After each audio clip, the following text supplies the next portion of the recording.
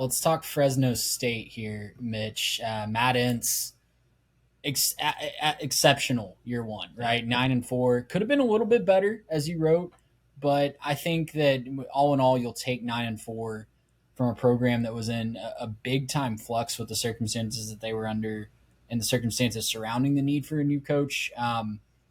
Yeah, I think it all has to start this year if they're going to improve.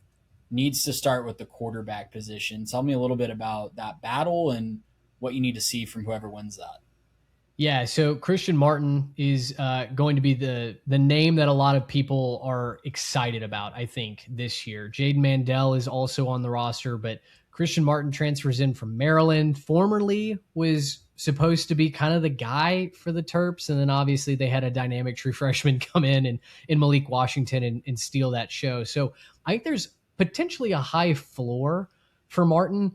What he's going to be trying to improve, or whoever wins that job, is without a doubt the offensive efficiency. The defense was fantastic last year for Matt Entz, but in those games that they kind of let slip down the stretch, Colorado State, San Diego State, Utah State, um, all of those games, the offense just sputtered at really inopportune times. All told, Fresno State finished tied for 82nd in points per play, tied for 97th in first downs per game, 100th in third down passing efficiency, and 102nd in third down conversion. Basically, if they got behind the chains, or if they got to third down, you could pretty much ready the special teams unit. It was going to be go time for those guys pretty soon. Running game was fine. They had 170 yards per game. It was 54th on the ground in the country last year. So not elite by any stretch of the imagination, but a functioning piece of a what should have been better offense. It was the passing game that simply let Fresno State down. So Christian Martin, if he comes in, if he can elevate that, just improve marginally across the board, I think Fresno State immediately becomes a conference contender here in the Pac-12. They want to run the ball Yeah. with Matt Entz and that running back room battling some injuries right now, but seems like it should be pretty solid. Can they keep that defense at a championship level though? Because you mentioned it. It was the reason that they were as successful as they were last year. It was what they could hang their hat on. Can they keep it at a championship level, and can they even improve it on what they saw last year? Yeah, digging into this and doing the research, Nick Benedetto, the defensive coordinator, he thinks he's got another team that's capable of finishing. They finished 16th in the country in scoring prevention last year. A really solid third down prevention rate as well, just 36% for opponents. So Fresno State's defense was the calling card last year. And Benedetto thinks he's got another group this year. He says that this is his deepest defensive line that he's ever had. They think that rotation could be 10 deep. They've got transfers coming in from the Big Ten, from Nebraska, UCLA. They do have to get to the passer a little bit more effectively. They were just 74th in sacks last year, but they've added a little bit more speed off the edge this season. And so that's something where they feel like, yes, are they having to replace a number of talented guys to graduation to the draft?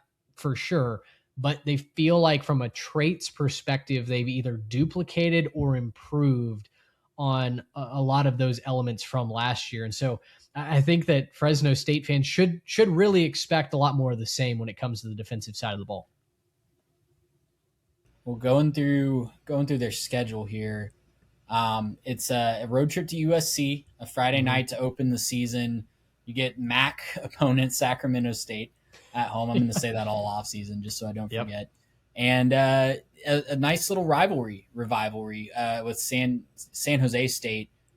Week 3, they go over to San Jose to take on the Spartans, as the Spartans still are in the Mountain West. Rice also on the non-conference schedule. Their Mm-hmm. double-up opponent is San Diego State. I think both of those games could end up being absolute defensive slugfests if Yeah. it's similar to what we saw last year. So styles make fights, and I think that's a very evenly matched situation there. I like the schedule. I like how it sets up. They get Boise at home. They get Mm-hmm. Oregon State at home. Do go to San Marcos.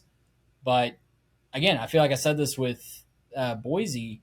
You could certainly do a lot worse than what they drew, and I think they have a couple opportunities for some upsets here.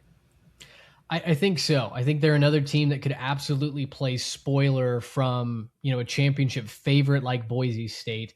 No doubt you're going to have to weather some storms early. USC, is going to be a loss unless all hell breaks loose, which, hey, sign us up for that.